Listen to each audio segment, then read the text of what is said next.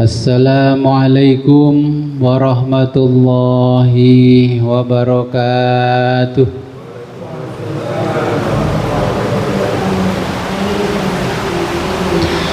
Bismillahirrahmanirrahim.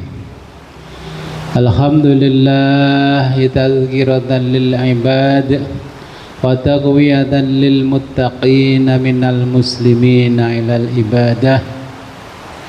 Wassalatu wassalamu ala sahibil milladit tahirah wa ridwanu ala alihi wa ashabihi wa alihim wa ala man tabi'ahum bi ihsan wa ulama'il ummati fi kulli zaman.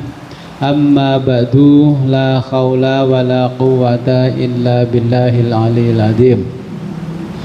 Alhamdulillah, pada malam hari ini kita diberikan kenikmatan yang sangat luar biasa oleh Allah, sehingga kita bisa kembali ngaji kitab hadis Qudsi Al-Mawaid.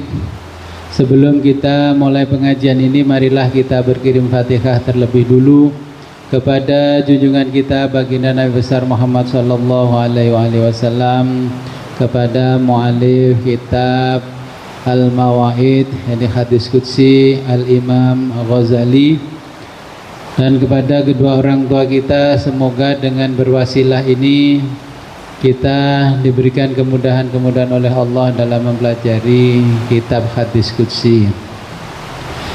Ila hadratin Nabil Mustafa Rasulillah Muhammadin sallallahu alaihi wasallam wa ala alihi wa azwajihi wa auladihi wa dzurriyyatihi wa ahli baitihi wa jami'i ashabil kiram.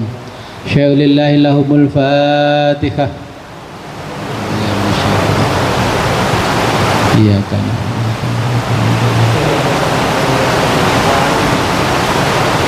Wa thumma ila hadratil imam Abi Hamid Muhammad bin Muhammad Al-Ghazali At-Tusi Asy-Syafi'i rahimahullahu ta'ala wa nafa'ana bihi wa bi ulumihi fid darani wa li walidayhi wa li masyayikhihi.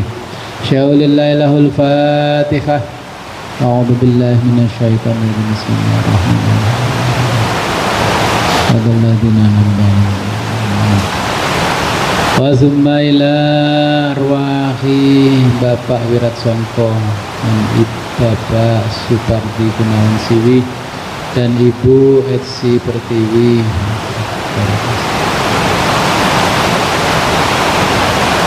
Ghafarallahu lahumul Fatihah. A'udzu billahi minasyaitonir rajim. Bismillahirrahmanirrahim. Iyyaka na'budu wa iyyaka nasta'in. Thumma ila hadratina abaina wa ummahatina wa ustadina wa jaddatina wa usulina wa furu'ina wa alal khadirina fi majlisina hadha. Al-Fatihah. A'udzu billahi minasy syaithanir rajim. Bismillahirrahmanirrahim. Alladzina an'amta 'alaihim waladdallin. Amin. Sampai al-mau'idatus salisatu.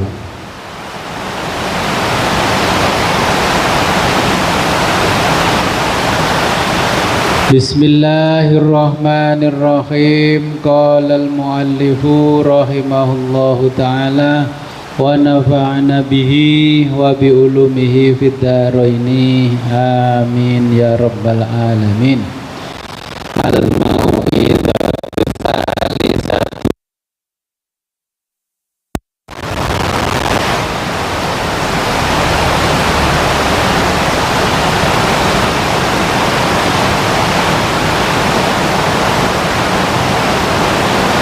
Yaqulullahu ta'ala, berfirman Allah ta'ala,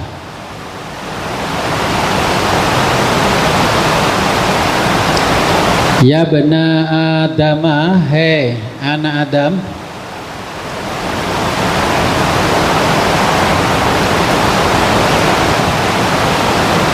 ikna, bersikaplah menerima apa adanya, ya. Bahasa yang terkenal di kita qanaah. Iqna, bersikaplah menerima apa adanya atau neriman bahasa Jawanya. Tastaghni, niscaya kamu akan kaya.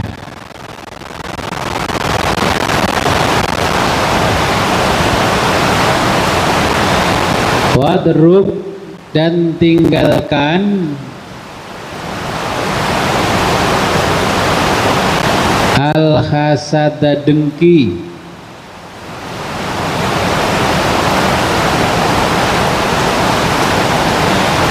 Tastarikh, niscaya kamu akan merasa tenang.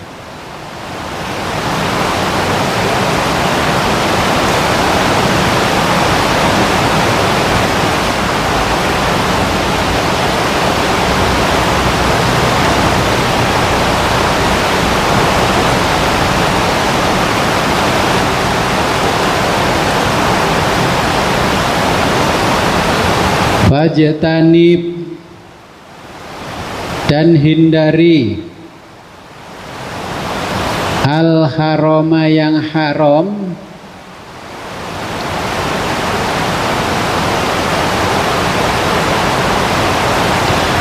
tuhlisu, tentu kamu telah memurnikan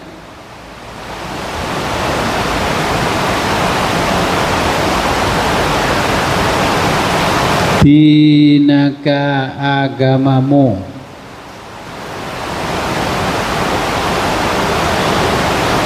Waman, barang siapa tarokal ghibata, meninggalkan gosip, ya, rasan-rasan.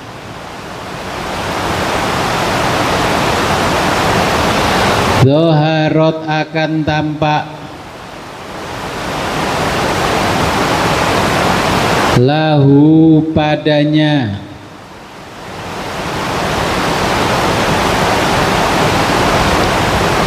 mahabbati, kecintaanku.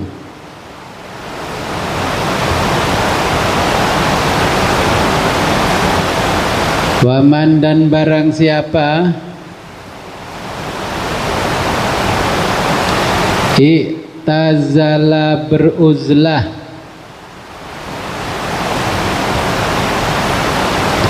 annasa, dari manusia, salima, maka dia akan selamat, minhum, dari mereka.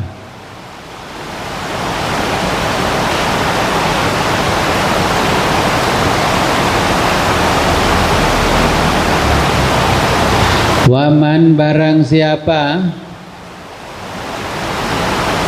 qalla, sedikit, kalamuhu, bicaranya,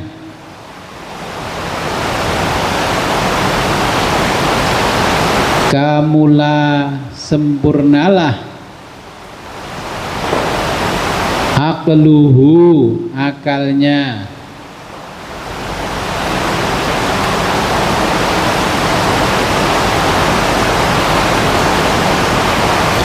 waman, barang siapa rodhiya, rela,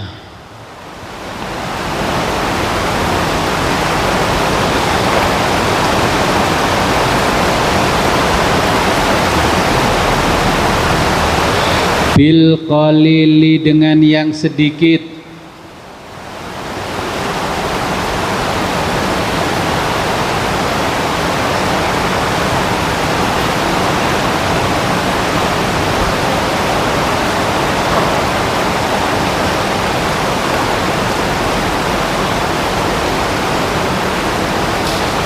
fakot wasiko, fakot berarti wasiko, ia percaya, billahi ta'ala, kepada Allah Ta'ala.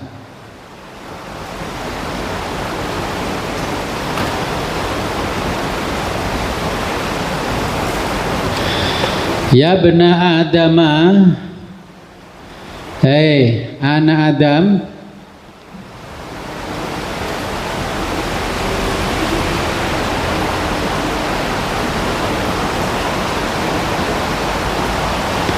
anta kamu bima ta'lamu, mengetahui segala hal,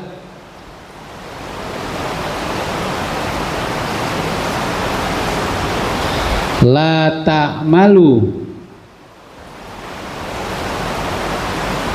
namun atau tapi kamu tidak mengamalkannya.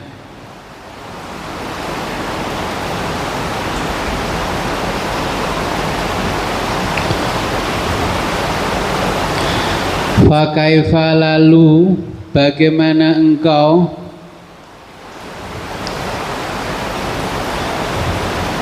Fakaifa, lalu bagaimana tatlubu, engkau mencari ilmu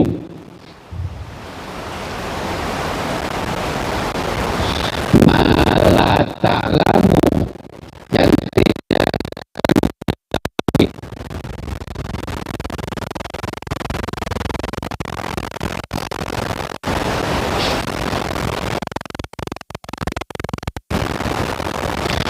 ya benar Adam, hai anak Adam,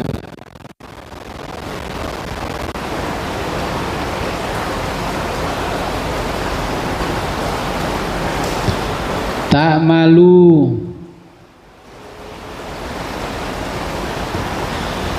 malu bekerjalah kamu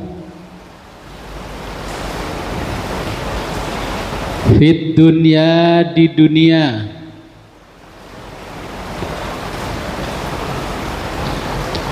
ka'annaka, seakan-akan kamu,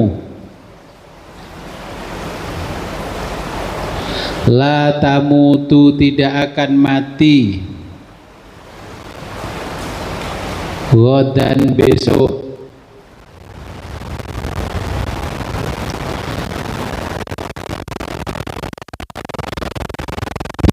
Kamu fatajma'ul mala,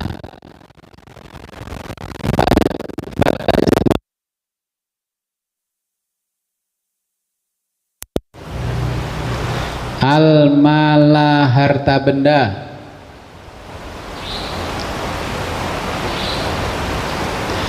ka'annaka, seakan-akan kamu,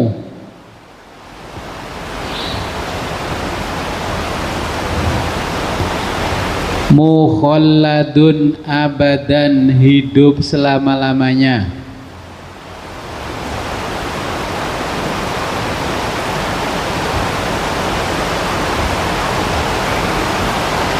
Ya dunia, hai dunia,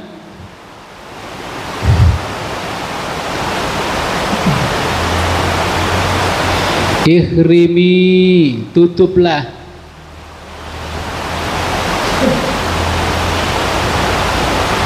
al-khariso, orang yang rakus,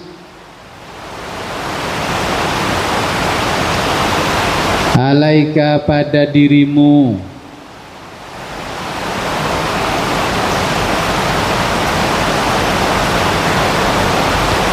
wabtaghi, carilah, az-zahida, orang yang zuhud, fika, terhadap dirimu,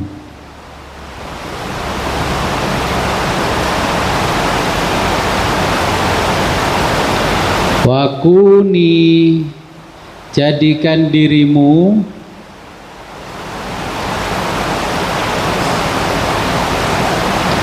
halwatan, tampak manis,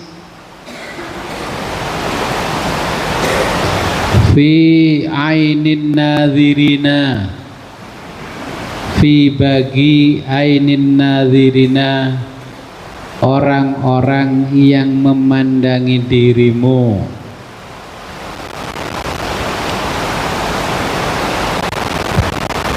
Oke, saya jelaskan dulu di hadis ketiga Al-Mawaidus Salisatu. Ya, itu ada kalimat qanaah. Qanaah itu menerima apa adanya, ya, bahasa Jawanya narimo ing pandum, ya. Jadi sikap menerima apa adanya, nggak rakus, ya. Jadi yang dimaksud qanaah itu menerima apa adanya yang diberikan oleh Allah kepada kita, okay. Kemarin zaman penuh fitnah, apalagi sekarang zaman penuh kemunafikan, ya. Kemarin Allah mengingatkan jangan menebang pohon di kuburan, ya, makanya jangan pohonnya itu hasil nebang dari kuburan. Itu kan ada pohon besar-besar terus dijual. Nah ternyata terus setelah rumahnya jadi orangnya sakit-sakitan, terus ketahuan kalau atap rumahnya itu, kap rumahnya semua kayu dari kuburan, jangan dipakai rumah. Ya kemarin kan begitu. Nah kemudian hal-hal yang dari makam jangan digunakan untuk tempat tinggal, untuk yang lain saja. Wah kayunya jati Gus, jati yang sudah tua bagus. Nah tapi kan asal usulnya dari makam, ya.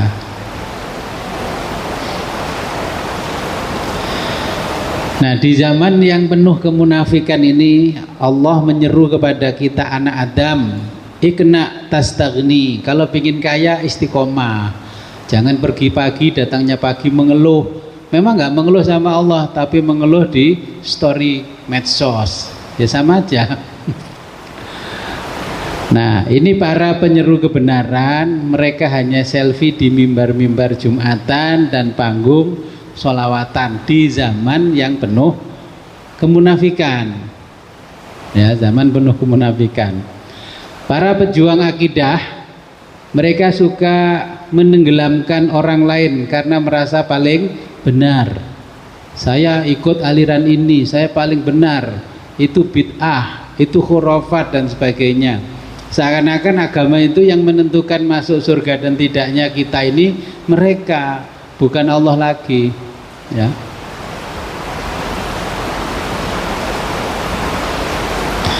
Nah, Allah tidak suka orang-orang yang bohong meskipun berdiri tegak di menara ketaatan. Ya, sekarang kan banyak orang yang berdiri tegak di menara ketaatan tapi semuanya bohong. Nah, pejuang kebenaran sekarang kan banyak itu orang yang memperjuangkan kebenaran, ya. Ternyata hanya merendahkan diri pada orang kaya. Demo bupatinya, setelah didatangi utusan bupati dikasih mobil Avanza, gak jadi demo, malah makan-makan bareng dengan bupatinya, wali kotanya. Kan sering tuh menyaksikan seperti itu. Nah itu katanya pejuang kebenaran demi keadilan sosial bagi seluruh rakyat Indonesia, ya. Nah pejuang kebenaran itu ya seperti itu. Sekarang pejuang kebenaran hanya merendahkan diri pada orang kaya, tidak lagi merendahkan diri, ya, pada orang miskin, apalagi Allah. Pejuang akidah sekarang suka menjual ruh nenek moyang mereka seharga 5.000 rupiah.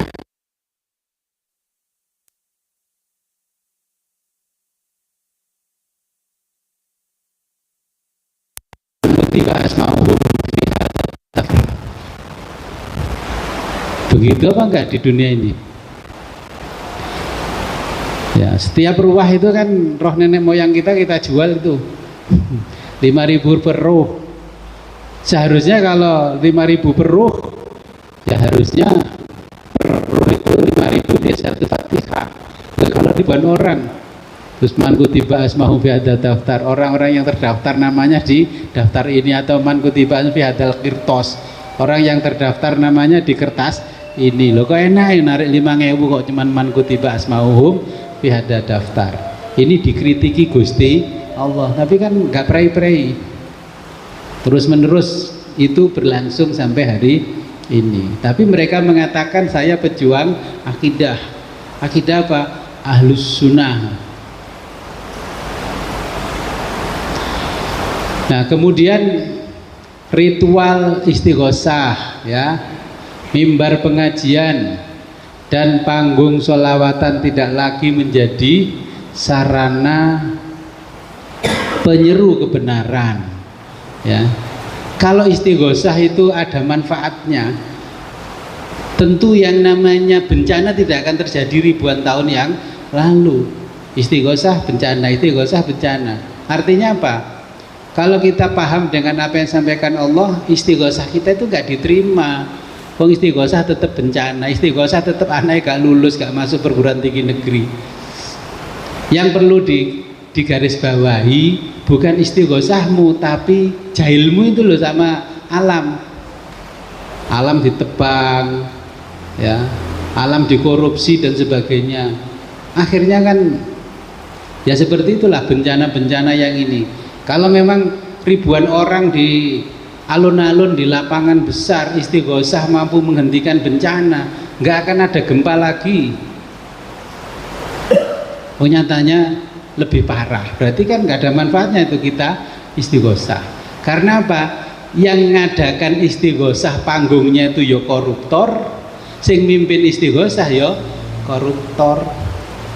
Terus orang-orang miskin dikumpulkan, dikasih ceramah sabar, syukur, tapi mereka tidak pernah diajari suruh taat kepada Allah. Hei anak Adam, ingat itu, istighosahmu itu siapa yang bayar, siapa yang menyediakan panggungnya, yang menyediakan koruptor, sound systemnya koruptor, kiai-kiai yang diundang, kiai-kiai yang pro koruptor, kiai yang desa-desa yang lugu-lugu yang tahlilannya masih ikhlas, ya nggak mungkin diundang. Ya, yang diundang itu minimal datangnya naik Fortuner, Alphard. Nah, ini kita disindir oleh Allah. Ngapain istighosah? Istighosahmu nggak ada manfaatnya. Kalau kita belajar filsafat, kalau memang istighosah itu ada manfaatnya, nggak akan ada bencana. Nyatanya istighosah bencana, istighosah bencana. Sampai-sampai ketika anak kita mau lulus sekolah, mau naik ke sekolah tingkatan yang lebih tinggi, anaknya diajari istighosah, suruh bawa pensil satu-satu, disuwuk. Dan delala nggak dapat eligible. Karena apa? Untuk beli pensilnya uang korupsi, tempat istighosahnya tempat yang sudah dikorup. Nah, ini kan orang yang nggak neriman dengan pemberian Allah, tidak pernah qanaah, ya. Aqua yang kita minum juga hasil korupsi. Ritual-ritual yang mengadakan ritual juga para koruptor. Semua kegiatan agama di zaman penuh fitnah ini adalah berbayar. Penyeru kebenaran yang ikhlas sepi penggemar dan dicurigai sesat. Kalau nggak bayar malah dianggap sesat. Kalau yang bayar-bayar puluhan dan ratusan juta malah nggak dianggap sesat karena penggemarnya banyak.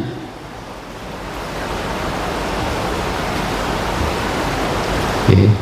Peringatan dari Allah, ya, dunia akan menjatuhkan orang-orang yang rakus. Kenapa? Maling itu, maling pertama, kedua, ketiga, setahun maling dia masih aman. Tapi kalau terus akhirnya dilanjutkan terus menjadi kebiasaan, akhirnya dijatuhkan oleh Allah, ya, perbuatan maling. Maling itu bahasa Jawa. Apa sih artinya maling itu? Maling itu bahasa Jawa berasal dari kata amale wong kang ora eling. Jadi gak eling ya boleh gitu perbuatannya. Maling itu kelas desa, kalau kelas di Jakarta namanya korupsi. Makanya nenek moyang orang Jawa menyebut orang-orang itu namanya maling, amale wong kang ora eling. Dunia akan menenggelamkan orang yang bakhil, ya, merasa kesuksesannya dari tangannya, merasa kesuksesannya dari kepandaiannya, ya, dari pekerjaannya dan sebagainya, nanti akan ditenggelamkan oleh Allah bersama dunianya. Ya. Kalau yang ngoplos orang desa cepat ketangkep, kalau yang ngoplos orang-orang tertentu boleh aneh sih ngoplos bulet ya gak ketangkep. Tapi lama-lama ya ditenggelamkan oleh Allah. Jangan khawatir, ya.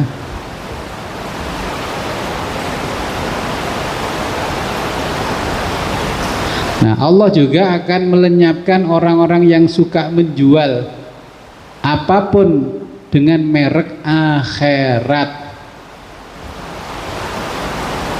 Bapak Ibu sering nggak dilem dengan kata-kata akhirat, tempeli akhirat, ya. Jadi sekarang dikit-dikit akhirat. Kalau Bapak Ibu mengerjakan ini nanti akhirat begini, terus dapat diskon surga begini. Nah, lama-lama akan dilenyapkan, ya.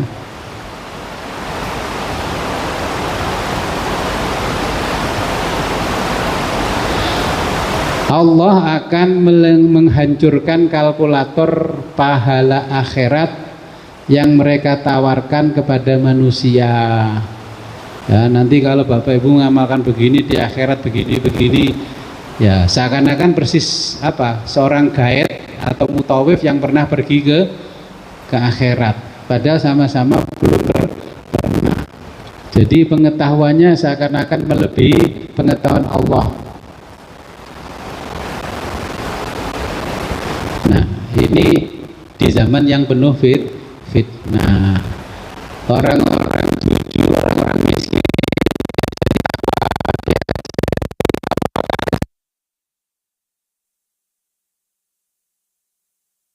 nggak diajari jangan maling. Nah, ini pada hadis ketiga ini Allah ya memberikan motivasi kepada kita jangan sampai seperti itu.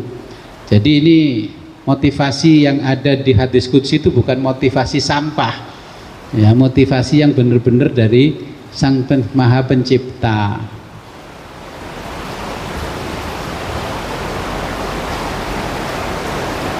Allah mengatakan, bekerjalah kamu seakan-akan kamu besok itu masih hidup. Bekerjalah kamu untuk duniamu seakan-akan kamu akan hidup selama-lamanya, ya. Makanya ujung-ujungnya kita itu bekerja keras mencari uang yang begitu banyak, ujung-ujungnya nanti kita usia 60 ke atas, uang yang kita kumpulkan dari usia muda itu akan habis kembali untuk mengembalikan kesehatan kita. Pergi Jakarta, Surabaya, pergi ke luar negeri untuk bisnis macam-macam ini. Nah, ternyata uang yang selama ini kita kumpulkan akan untuk mengembalikan kesehatan kita. Orang mengorbankan kesehatan, mengorbankan keluarga, mengorbankan segala-galanya demi uang. Tapi ujung-ujungnya di atas usia 60, uang itu untuk mengembalikan kesehatan kita. Bahkan kesehatan kita belum sampai tuntas kembali, uangnya sudah habis. Maka manajemen yang diajarkan Allah, dunia dengan akhirat harus seimbang. Qanaahlah kamu, nanti saya yang mengatur kekayaanmu, bukan kamu yang mengatur kekayaanmu. Okay. Ini yang dimaksud di dalam hadis yang ketiga, ya. Jadi harus qanaah. Ketika masih miskin, masih susah, Allah terus dicari-cari, disebut-sebut. Nah, ketika sudah dikembalikan kondisinya normal, Allah sudah tidak lagi disebut-sebut. Nah. Oke, kita lanjutkan ke hadis keempat. Al-mau'idatur rabi'atu, nasihat keempat.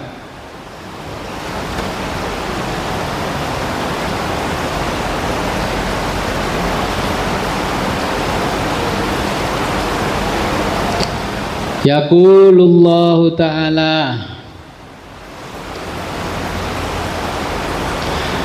Berfirman Allah Ta'ala,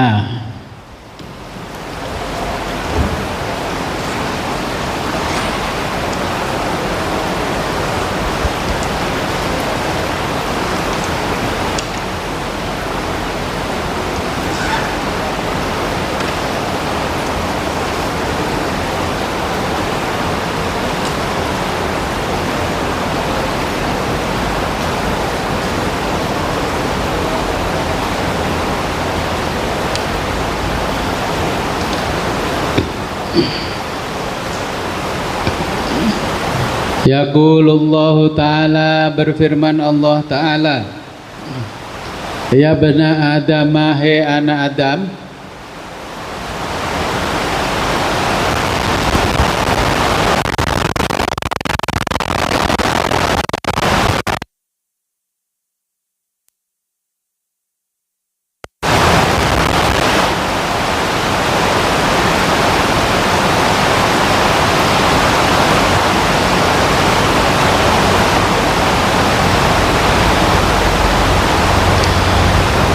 man barang siapa asbaha masuk waktu pagi atau pagi hari,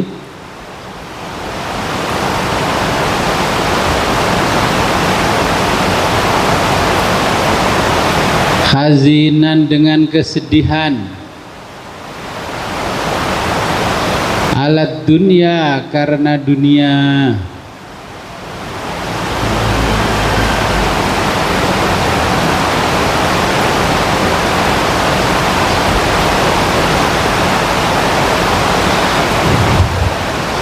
lam yazdad, tidak akan dekat,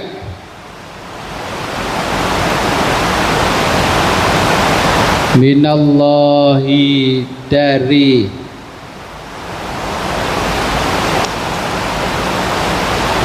Allah,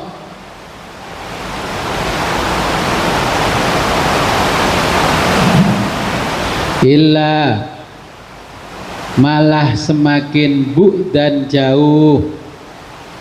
Ya, kalau bangun pagi jangan gerundel, jangan ngersulo.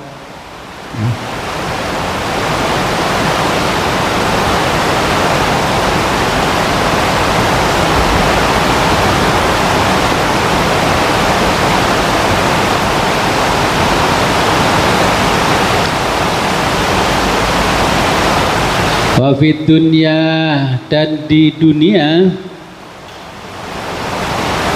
illa kadda, illa semakin kadda sulit,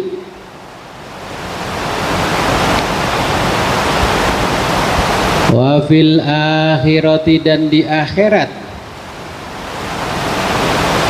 illa juhdan, semakin payah,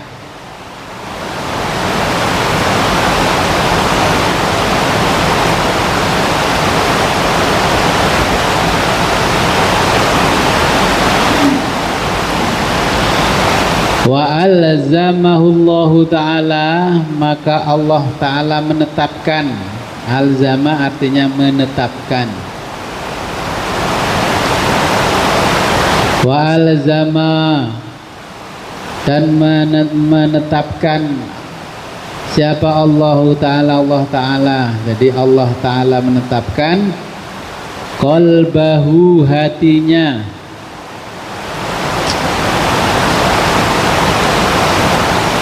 hamman, dalam kesedihan,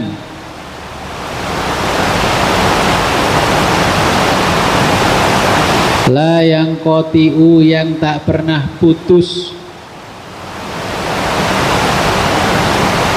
anhu, darinya, abadan, selamanya.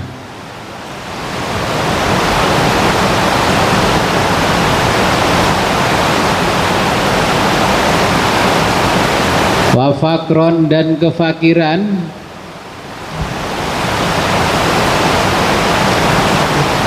la yanalu, yang tak pernah mencapai.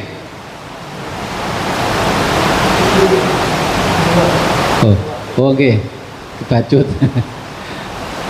wa syughlan dan kesibukan, wa syughlan dan kesibukan, la yafruhu yang tak pernah tuntas, anhu darinya, abadan selamanya,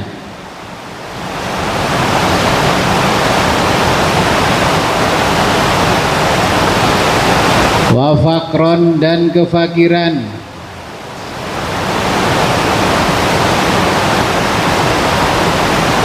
la yanalu yang tak pernah mencapai,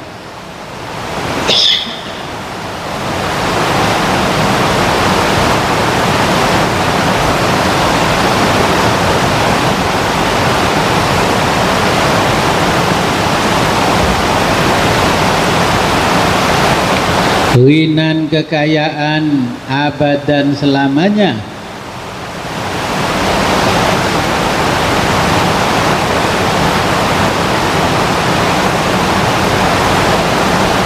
wa amalan dan angan-angan,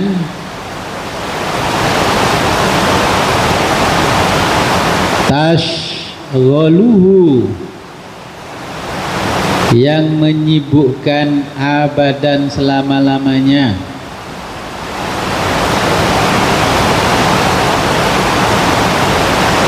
ya bena adama, hei anak Adam,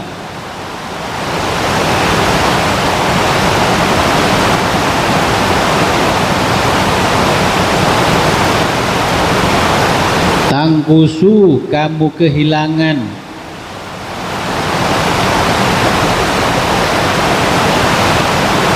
kulla yaumin setiap hari,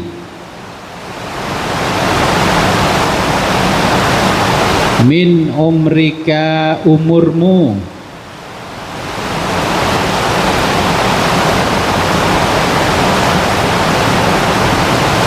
wa anta kenapa kamu,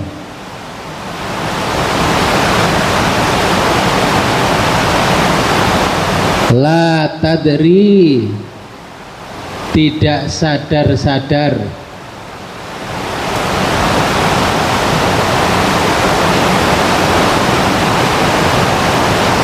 wa atika aku membawakanmu,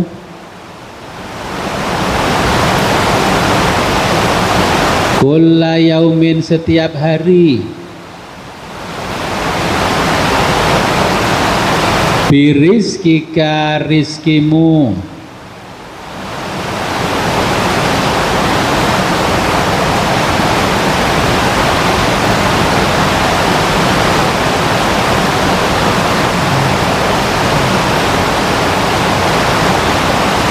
wa anta dan kenapa kamu,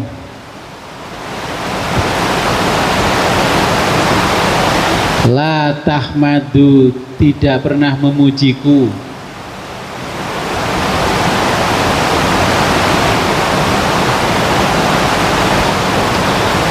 fala bil qalili, fala kamu tidak pernah, bil qalili dengan yang sedikit, taqna'u merasa cukup,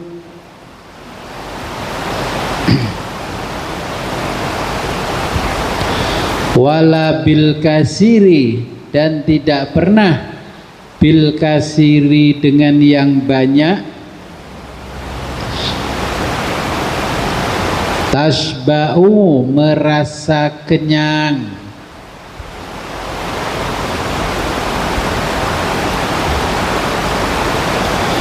ya bena Adam, hai anak Adam,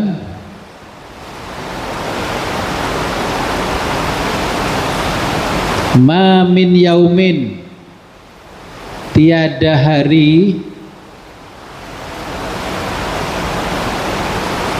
illa kecuali, wa ya'tika yang datang padamu rizquka, rizkimu,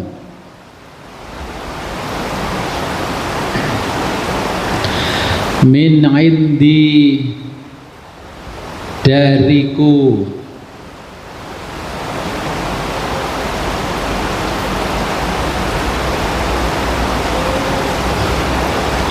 wa ma min lailatin, dan tiada min lailatin malam hari illa kecuali wayatini mendatangi aku al malaikatu para malaikat min indika dari sisimu bi amalin dengan amalan qabihin buruk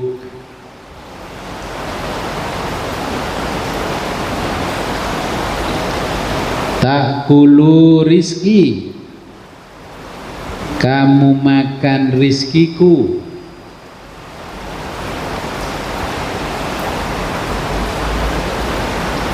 wa taksini namun kau durhakai aku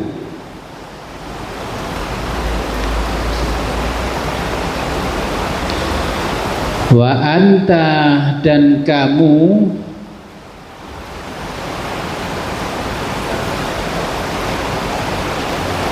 tad'uni meminta padaku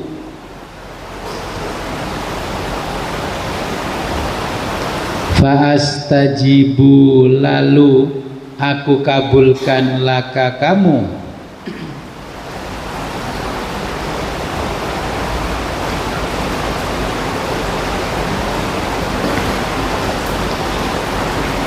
wa khairi kebaikanku ilaika kepadamu nazilun turun ya.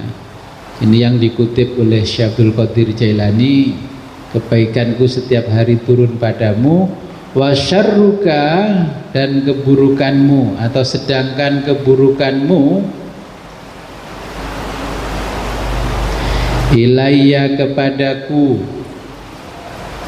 wasilun naik.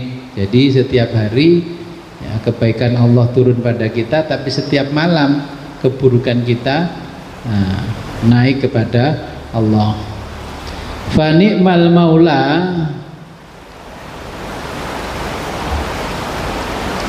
maka Tuhan yang terbaik ana adalah aku laka bagimu. Jadi Tuhan terbaik adalah aku bagimu, atau Tuhan yang terbaik bagimu adalah aku kalau bahasa Indonesia. Wa bi'sal abdu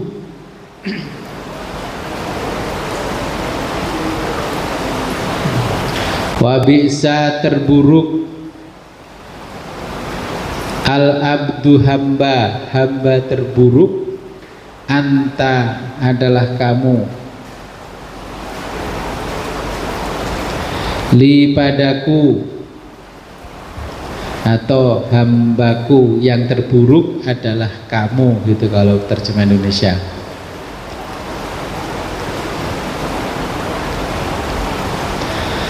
Tastalluni kamu ambil dariku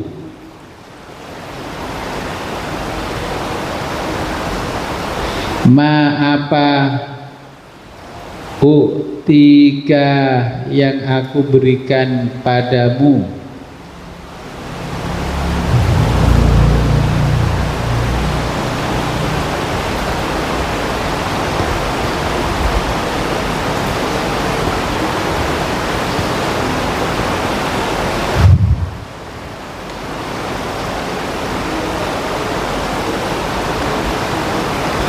Wasturu alaika, wastur aku tutupi, wasturu aku tutupi, alaika atasmu, sau'atan ba'da sau'atin. Itu satu kalimat ya, artinya sau'atan ba'da sau'atin, satu demi satu. Fadhihatan keburukanmu,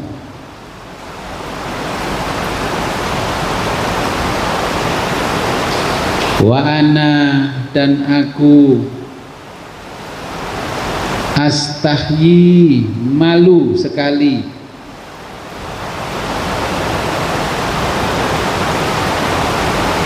minka dengan kelakuanmu,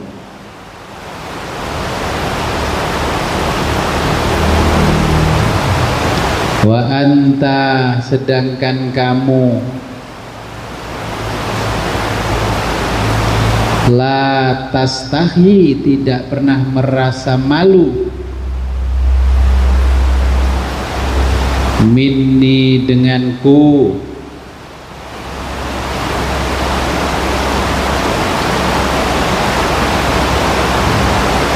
watansani kamu lupa kepadaku,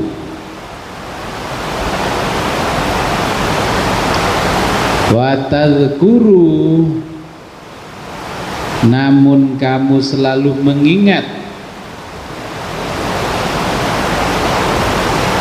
ghairi selainku,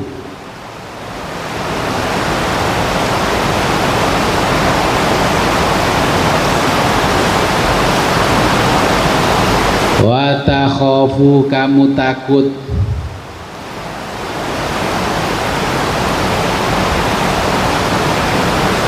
an-nasa kepada manusia,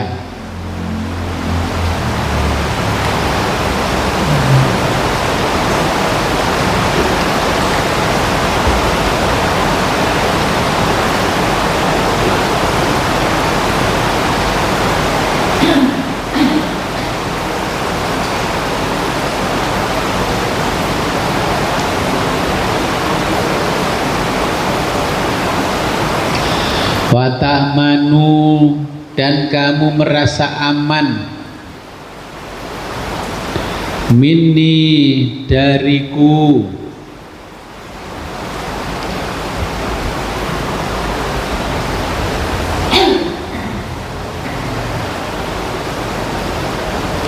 wa takhafu kamu takut,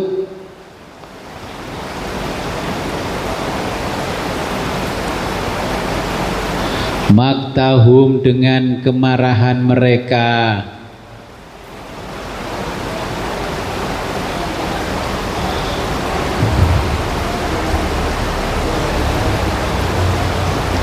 wa ta'manu tapi kamu merasa aman, ghadhabi dari murkaku.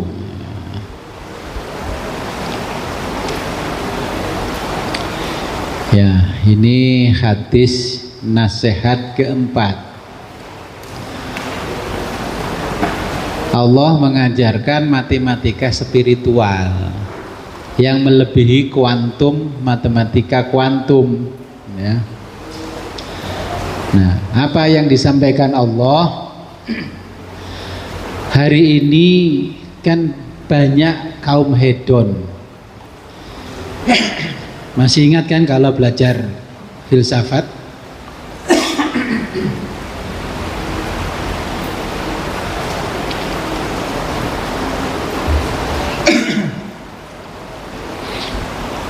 Ya, kaum hedon itu orang yang segalanya diukur dengan materi.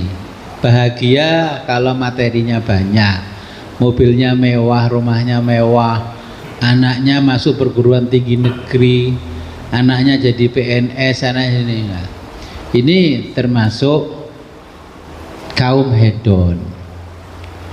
Nah, kaum hedon itu mereka menggantungkan kebahagiaannya pada isi dompet. Ya, kalau yang pegawai PNS menggantungkan pada isi dompet, Ya, tanggal muda cengar-cengir bahagia, ya tanggal tengah pertengahan mulai wajahnya kusut. Karena apa? Dompetnya mulai menipis, bahkan sudah habis. Nah, kaum hedon itu mereka menggantungkan kebahagiaannya pada notifikasi. Waduh, subscriberku cuman sedikit, followerku cuman sedikit, jamaahku cuman sedikit. Nah, kaum hedon itu mereka seperti anak kecil yang membangun istana pasir di tepian pantai. Nah, ini kalau disebut oleh Syekh Abdul Qadir Jailani yaitu seperti tiflul ma'ani, ya. Jadi kita nggak boleh seperti orang-orang yang hedon. Pagi-pagi sudah mengeluh, ya Allah dekaplah diriku. Walaupun nggak pada waktu sujud, tapi pada waktu pagi-pagi sudah nulis status, ya Allah dekaplah diriku agar tidak oleng ini ya Allah. Nah, itu pagi-pagi sudah mengeluh. Ini sudah dijelaskan ya Allah, bukan saya nyindir Bapak Ibu yang suka seperti itu. Walaupun saya kan sering melihat status pagi-pagi. Kadang-kadang malam-malam saya bangun bikin status jam 2 pagi, habis itu 5 menit lagi sudah ada yang lihat. Ini sholat apa kebangun bikin pipis? Ya, jadi hindarilah sekarang bikin story-story mengeluh. Itu sama dengan mengeluh kepada Allah.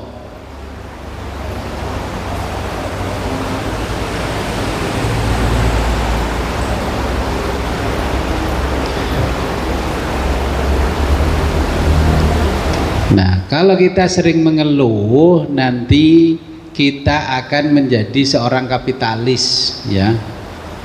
Hidup kita hari ini sudah dilingkari dengan kapitalisme, ya. Apa sih kapitalisme itu?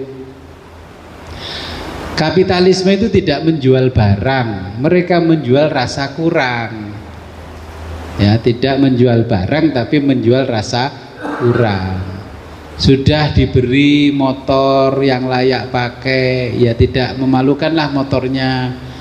Tapi kan kapitalis itu bawa motornya masuk kampung, sudah Pak ambil aja Pak tanpa DP Pak. Dia itu tidak menjual barang tapi menjual rasa kurang terus. Nah, kalau kita tidak puasa, tidak menundukkan nafsu kita, ya kurang terus.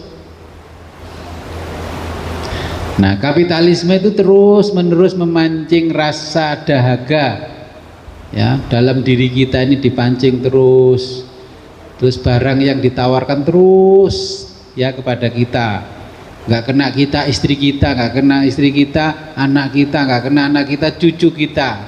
Nah, setelah barang mereka kita terima, kebahagiaan kita hanya mampu bertahan 1 bulan.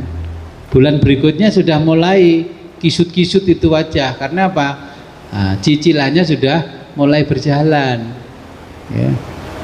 Makanya kalau nggak mampu melawan kapitalisme nggak usah coba-coba, ya. Selanjutnya kita akan dikejar cicilan sampai lunas cicilan kita. Ini yang ditawarkan kapitalisme. Allah itu mengajarkan pada kita disuruh qanaah, kalau subuh pagi-pagi masukin pagi, jangan mengeluh, ya Allah gimana ini saya pagi-pagi nggak punya uang, nggak punya ini. Ya tawakal saja kepada Allah sambil berdoa, sambil mengerjakan apa yang bisa kita kerjakan. Ya. Nah, Allah ini menegur kita karena kita sekarang ini menempati dunia yang namanya dinamisme Potemkin. Apalagi nggak pernah dengar dinamisme Potemkin. Ya, saya belajar ilmu sosial, belajar ilmu pemerintahan, ya sospol, sosial politik. Oh, ini toh yang dimaksud oleh Allah, ya, di dalam hadis qudsi. Ternyata muncul betul sekarang itu dinamisme Potemkin. Dulu itu di Rusia masih zaman kerajaan, bukan zaman sekarang, ya. Itu ada orang yang namanya Giorgio Potemkin. Dia jenderal ya, jenderal, kalau di kita ini Jenderal Kopassus, karena itu jenderal pasukan elitnya Kekaisaran Rusia pada waktu itu, ya. Nah, permaisuri Catherine the Great itu pingin keliling ke kampung-kampung, ke desa-desa, melihat rakyatnya sejahtera apa enggak. Nah, akhirnya si Georgios Potemkin ini disuruh keliling. Ternyata dia melaporkan bahwa rakyatnya sudah bahagia. Ini indeks kebahagiaannya nomor 1 sedunia. Ini Georgios Potemkin. Nah, kemudian Georgios Potemkin itu membangun desa-desa palsu sepanjang jalan yang dilewati oleh Catherine the Great, seorang permaisuri dari Kekaisaran Rusia. Di desa-desa didirikan toko-toko, gerai-gerai yang banyak. Anak-anak sekolah itu didatangkan dari mana-mana, dikasih makan siang gratis. Ini dinamisme Potemkin. Nah, si Georgios Potemkin ini menawarkan ilusi kemajuan. Atau efisiensi yang dilaporkan kepada Catherine the Great. Tuan Ratu, ya, Catherine the Great itu permaisuri yang agung dari Kekaisaran Rusia, ya, abad 18 sebelum Rusia runtuh jadi negara komunis dan sebagainya sampai sekarang. Itu Catherine the Great ingin tahu keadaan rakyatnya bagaimana. Anak-anak sekolah sudah saya kasih makan siang, semuanya bergizi, padahal sekolah-sekolah tertentu.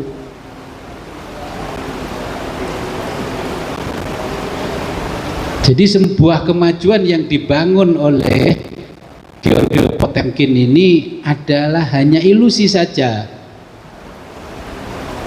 Saya sejahterakan orang-orang kampung itu, pupuk sudah saya kasih semuanya, saya subsidi semuanya, sudah kami bantu setiap bulan. Orang yang lansia 20 kilo sudah kami kasih uang lauk pauk 600.000 satu bulan. Nah, kalau saya nggak membual ini, baca itu buku yang tentang Georgios Potemkin. Nah, kan ini ilusi kemajuan yang jauh dari realita. Desa-desa itu disuruh bikin toko-toko semua, gerai semuanya, katanya sejahtera. Nah, ini sudah ditegur sama Allah, kamu jangan bikin ilusi kesejahteraan, tapi sebenarnya itu menyengsarakan. Nah, supaya membuat Catherine the Great itu bahagia melihat rakyatnya sejahtera. Potemkin membuat rumah-rumah palsu. Rumah harus digenteng semua, nggak boleh yang pakai injuk.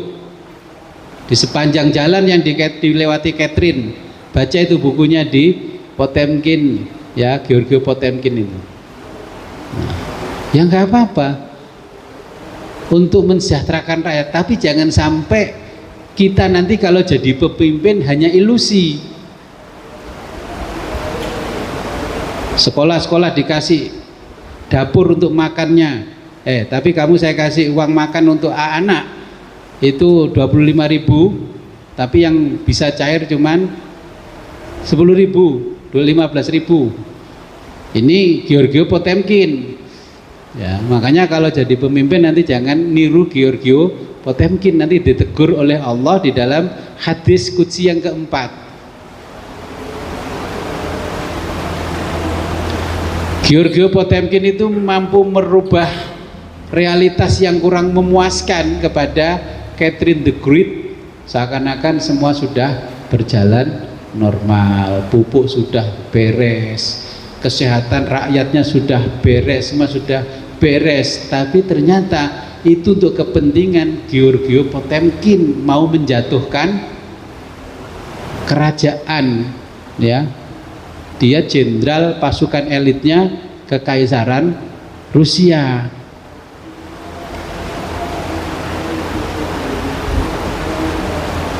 Nah, makanya kita ditegur oleh Allah ini dan dimotivasi Kalau ditakdirkan jadi pemimpin jangan begitu.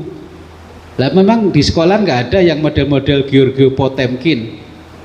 Wong nilai muridnya elek supaya sekolahnya grade-nya nggak turun, dikatrol. Nah, itu kan otak-otak model Giorgio Potemkin. Wis tambah putumu nilainya elek, ya wis lebih bagus jelek daripada nanti disodakoi nilai sama gurunya. Supaya bisa masuk perguruan tinggi 1000 sekolah perguruan tinggi diterima di perguruan tinggi negeri, berburu semua menaikkan grade-nya, menaikkan indeks dan sebagainya. Itu kelakuannya Giorgio Potemkin.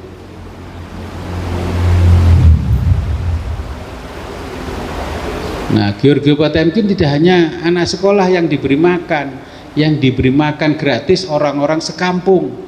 Tapi kampung itu adalah kampung palsu yang dibuat oleh Giorgio Potemkin. Kemudian orang yang menjalankan gerai bertanya, Tuan Potemkin, mungkinkah gerai ini bisa menguntungkan?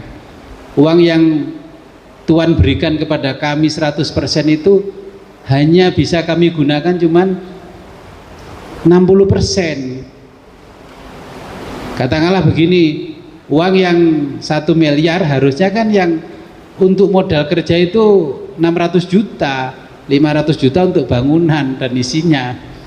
Nah, ternyata kan sama Giorgio Potemkin dibalik. Pokoknya you harus bisa gunakan yang 400 juta, yang 600 juta balik pada saya, atau bagaimana? Atau kamu saya kasih 600 juta tapi kamu punya hutang kepada pemerintah pusat supaya Catherine the Great tidak tahu. Nah, ini hadis qudsi ternyata sudah jauh-jauh hari mengingatkan, hei anak Adam, jangan kamu membuat satu kondisi yang dinamis tapi sebenarnya hatinya hancur lebur. Kayaknya aja dikasih makan, tapi sebenarnya ya mirip-mirip Giorgio Potemkin.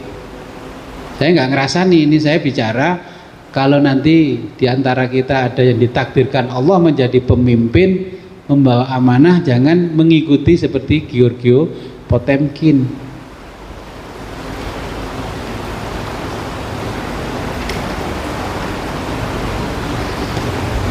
Nah, kemudian pertanyaannya Allah, kalau sudah begitu, apakah kamu benar-benar beriman? Ini, atau sekedar takut berpikir? Kamu sudah banyak ngaji, kamu menghafalkan ayat-ayatku, apakah kamu sudah benar-benar beriman? Ini ditanya oleh Allah.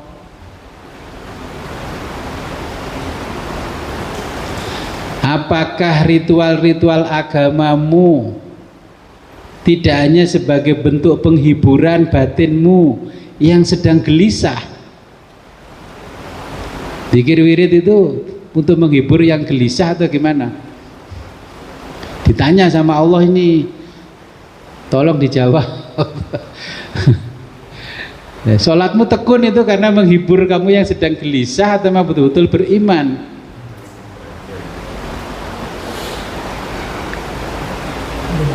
Allah itu menjelaskan bahwa kebahagiaan itu hanya bersifat sementara.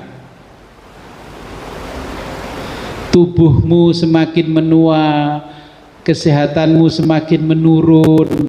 Kenapa kamu tidak sadar? Sadar, tadi Allah kan banyak menjelaskan begitu dalam hadis qudsinya. Satu masalah selesai, masalah yang lain datang. Kata Allah, dunia ini adalah arena kelelahan yang membuang waktu. Kamu nggak pernah mikir kok, kalau umur makin hari makin habis. Kata Allah tadi kan begitu. Saya dipikir sih kakak, yang pasti-pasti nggak pernah dipikir. Dunia ini tempat atau arena kelelahan kita.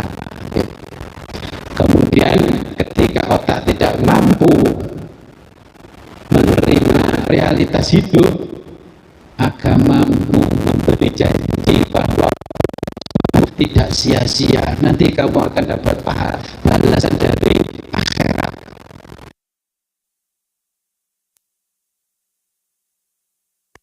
Kita kalau sudah notok nanti penghiburan kan yang datang.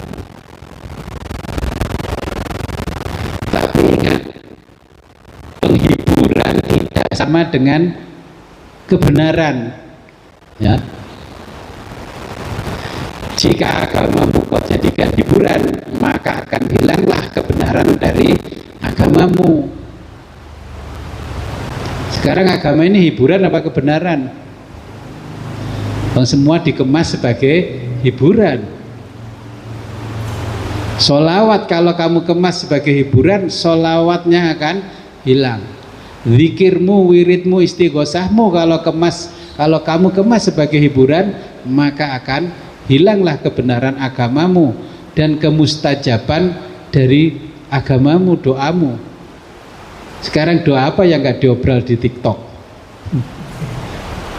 Doa walik bantal aja diobral sama orang-orang di TikTok, di Facebook, di Instagram. Makanya sekarang Bapak Ibu mau mendatangkan orang yang jauh, diwalik-walik bantalnya gak manjur karena sudah diobral sama orang-orang bikin hiburan supaya banyak followernya. Nah, untuk menjalankan ini butuh ritual yang sangat berat. Kalau ingin tahu jadi, klik link di bawah ini.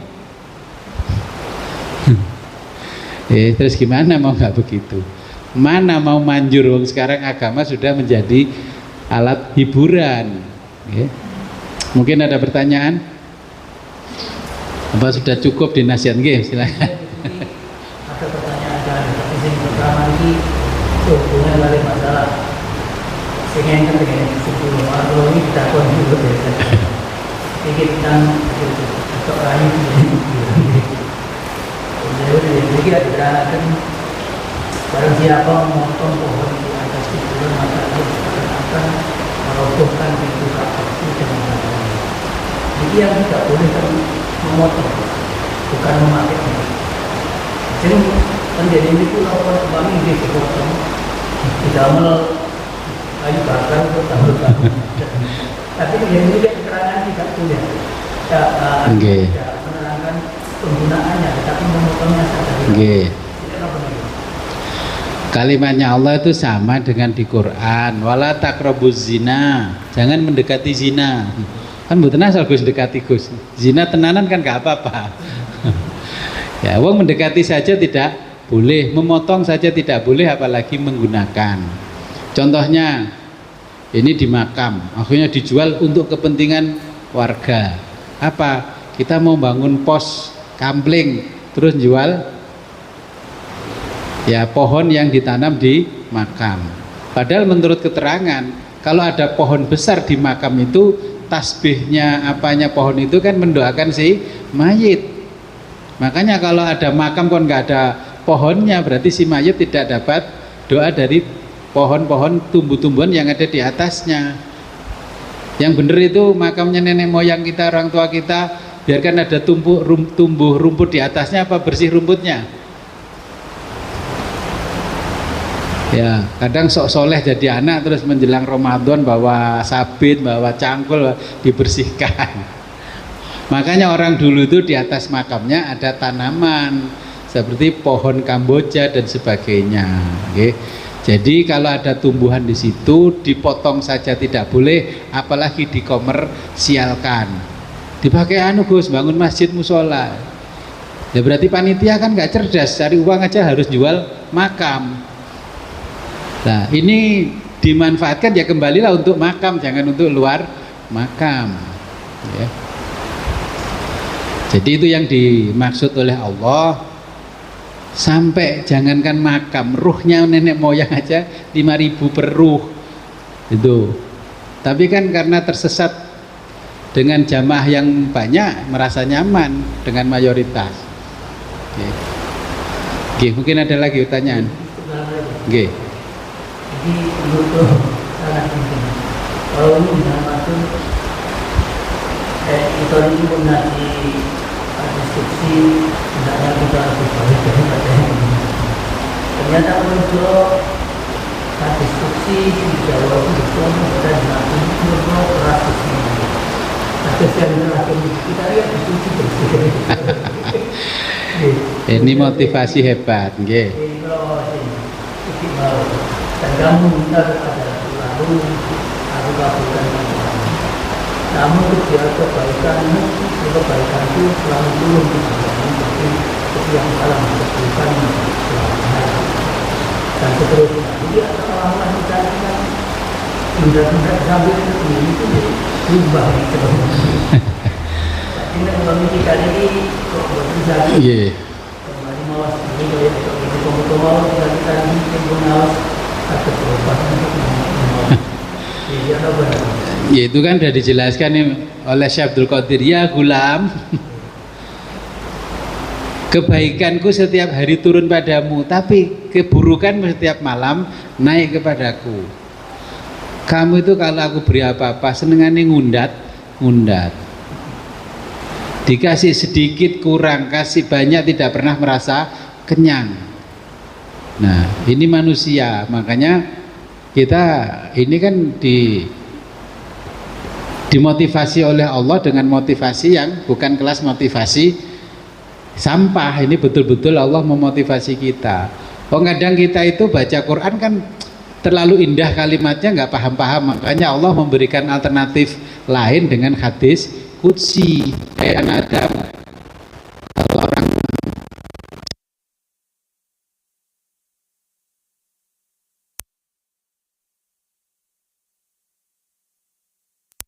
baik ya brikele, mesti anak putune gene brikele. Kandanane angel.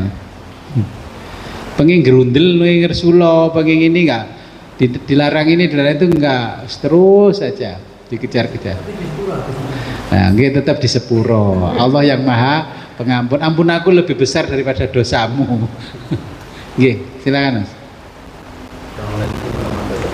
Waalaikumsalam warahmatullahi wabarakatuh. Nggih. Semua yang disampaikan Allah ini kayaknya 100% benar. 100% benar. Cuma ada ganjalan untuk saya pribadi, bukan untuk merendahkan atau apa ya. Maksudnya dari kalimat Allah itu yang aku malu sekali dengan kelakuanmu sing koyo ngono paling gak karuan. Maksudnya Allah itu kan maha tinggi gitu. Allah itu maha tinggi dan tidak ada yang setara pun tidak ada maha tinggi. Terus malu itu Allah malu dengan siapa gitu? Dengan Rasulullah atau? Ya malu, punya makhluk model awakmu iku malu. Ngaji wis suwi. Ya, menghafalkan Quran sudah lama, kelakuanmu tetap buruk. Sampai Allah sendiri malu, apalagi tetanggamu. Jadi Allah itu bicara terus terang sama kita. Aku saja ini ndelok rai-raimu iku saja isin wisan. Tetah pateni kok ya ngesakno. Ya, saya itu sudah muak melihat wajahmu, melihat kamu itu, sampai saya itu malu sendiri dengan diriku. Aku itu menyesal menciptakanmu, melahirkanmu ke muka bumi. Allah itu sampai ngomong malu sendiri melihat kita. Tapi kita itu nggak pernah malu kepada Allah, tetap terus maksiat. Dikasih nikmat. Tadinya pada waktu masih miskin, masih dalam kondisi sulit, mohon-mohon Allah supaya diberi rezeki yang banyak, kemudahan-kemudahan, sampai ditulis di mana-mana itu kan, di kaca-kaca mobilnya ditulis, ya. Inna ma'al usri yusra ditulis, terjemahnya salah pisan, tambah mal. Itu bukan Allah yang malu, gurunya yang malu. Kalau ada jamaah saya nulis inna ma'al usri yusra, terjemahnya setelah ada kesulitan, ada kemudahan, saya lempar kacanya. Ma'a itu artinya bersama. Jadi Allah menurunkan kesulitan bersama dengan kemudahannya, ya. Bukan setelah kesulitan baru kemudahan, ya. Jadi Allah saja merasa malu, masa kita nggak malu? Jadi itu statementnya Allah. Saya itu apa sih yang kurang dariku? Pagi sudah aku berikan kemudahan rizki, ya kamu masih menghirup udara ini masih gratis, ya. Kalau kamu sudah menghirup oksigen dari medis sudah berapa, tapi tetap mensyukur nikmat nggak pernah, ya. Kemudian memuji saja nggak pernah, dikasih nggak pernah muji, tambah mencela, kan gitu. Ya Allah, untung hari ini kok cuma 100.000, padahal kebutuhanku ini hari ini 500.000. Ya kan? Mencela Allah, menghina Allah, ya, lama-lama malah nggak didatangkan keuntungan oleh Allah. Diberi sehat sedikit sudah lupa dengan doa-doa mohon kesehatan pada Allah. Ya, sebenarnya ya malu, seharusnya kita lebih malu dari Allah. Ya. Kalimatnya Allah sampai merendahkan dirinya Allah di hadapan hambanya seperti kita. Lele sajane aku dadi wong tuamu ku isin le. Kan gitu toh. Kalau anaknya ndablek, aku lo isin bolak-balik dipanggil gurumu. Bolak-balik bolos, bolak-balik nggak ngerjakan PR. Lah. Orang tuanya dipanggil ke sekolah, anaknya nggak malu malah bangga. Ini kan makhluk aneh. Maksiat tambah bangga. Nanti malah ngomong, Gus, kata Gus kan maksiat malah outputnya ketakwaan Gus. Oke, mungkin yang di Zoom. Oke. Masih lagi? Kalau tidak ada. Oke, monggo silakan. Mengenai kemarin ngobrol waktu pulang itu Gus dengan Pak Jalil juga dengan saya ini. Seperti hadis Kanjeng Nabi itu kan, kalau diskusi kan dari awal langsung kepada Kanjeng Nabi, dari Kanjeng Nabi mewariskan kepada para sahabat, terus turun dan sampai sekarang saat ini. Apakah dari proses turunnya itu Gus, apakah ada yang tercecer atau apakah ada juga yang sampai menyebutnya misalnya seperti hadis Doib atau apa gitu? Ya sama, karena ini kategorinya hadis, ya. Dulu hadis kepada para sahabat, kepada tabi'in sampai turun-temurun sampai abad kedua Hijriyah itu kan banyak yang dipalsukan. Hadis pesanan kekaisaran, hadis pesanan kesultanan, pesanan kerajaan, hadis pesanan politisi, hadis pesanan para pedagang. Akhirnya ada dua orang yang cerdas dan mampu menyaring hadisnya Nabi, ya namanya Bukhari dan Muslim, itu disaring mana yang kira-kira hadis ini benar, terus diklasifikasikan ini yang sahih, ini yang dhaif, ya ini yang palsu, ini yang ini. Nah ini yang hadisnya dalam bentuk hadis qudsi. Nah, akhirnya hadis qudsi dipisahkan sendiri dalam kitab sendiri yang disebut dengan hadis qudsi. Jadi Allah langsung memberikan kepada Nabi Muhammad, redaksinya yang menyampaikan kepada kita adalah Kanjeng Nabi, ya. Karena apa? Kadang orang dikasih pelajaran dari ayat-ayat Quran tidak paham. Akhirnya alternatifnya Allah ini ada namanya hadis qudsi, ya. Ini dawuhnya Allah, ini firman Allah, tapi tidak dicatatkan di dalam Al-Quran. Kalau yang di Quran itu pewahyuannya melalui malaikat Jibril. Kalau ini tidak melalui malaikat Jibril, Allah langsung kepada Nabi. Jadi bedanya kalau hadis qudsi tidak melalui periwayatannya dari malaikat Jibril. Sudah pernah mendengar hadis qudsi sebelumnya? Belum, makanya iya, makanya di bulan Ramadan ya kita belajar hadis qudsi, ya. Oke, mungkin yang di Zoom.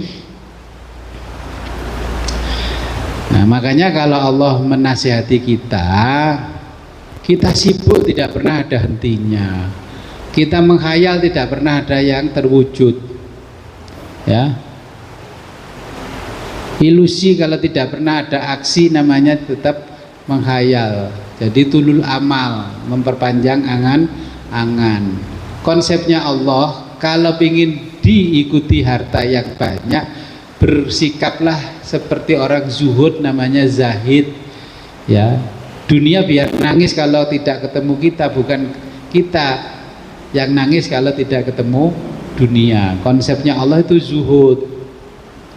Nah, jangan kita diperbudak oleh dunia, nanti kita lama-lama dijatuhkan sendiri oleh dunia. Bukan anti kaya, bukan anti bahagia. Bahagia harus, kaya juga harus, tapi dengan konsep yang diajarkan oleh Allah. Kekayaan kita tidak untuk kesombongan kita.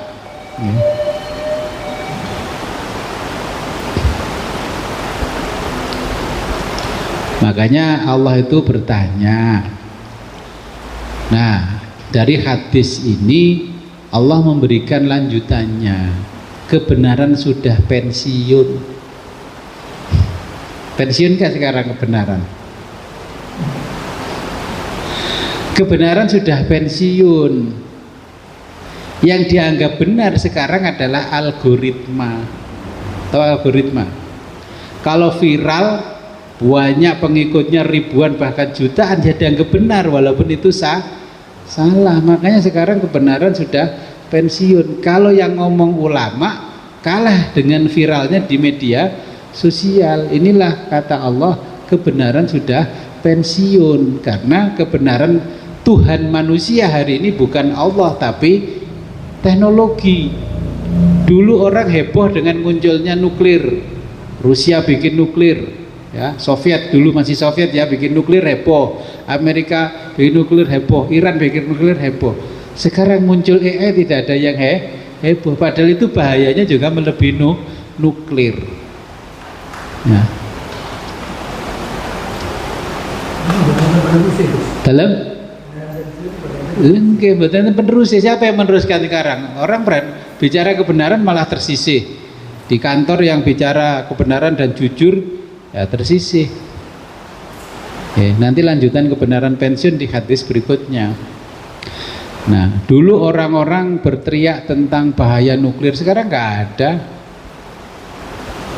Agama mengatakan bumi berumur ribuan tahun, ya. Ilmu geologi berkata bumi terbentuk miliaran tahun. Mana yang benar? Orang-orang yang menghafalkan teks suci hanya pokoknya percayalah itu ribuan tahun, tapi diteliti sekarang kan miliaran tahun. Yang benar yang mana? Semua tidak berani bersuara mana yang benar. Kebenaran pensiun.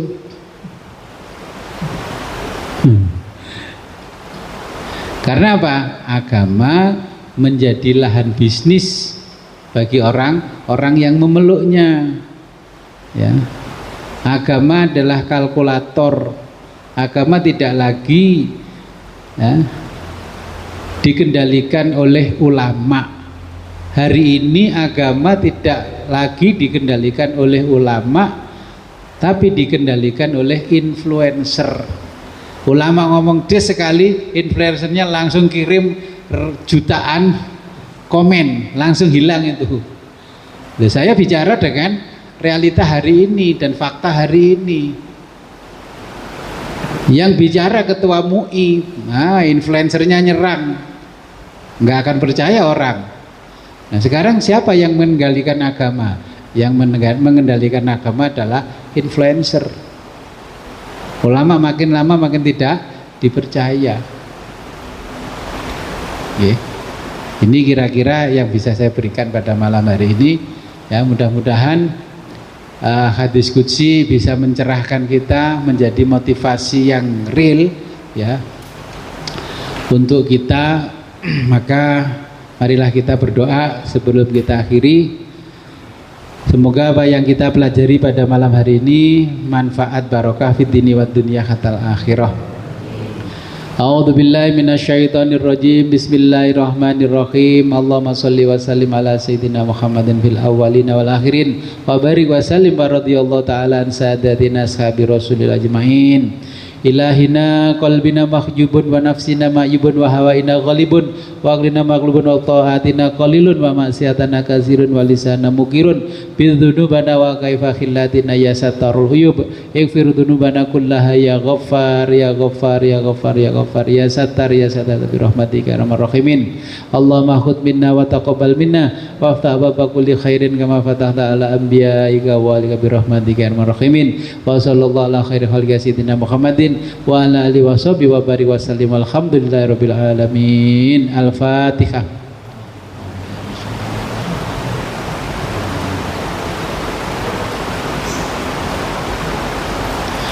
Akhirul kalam, ihdinas siratal mustaqim, wabillahi taufiq wal hidayah, waridul inayah, wassalamualaikum warahmatullahi wabarakatuh.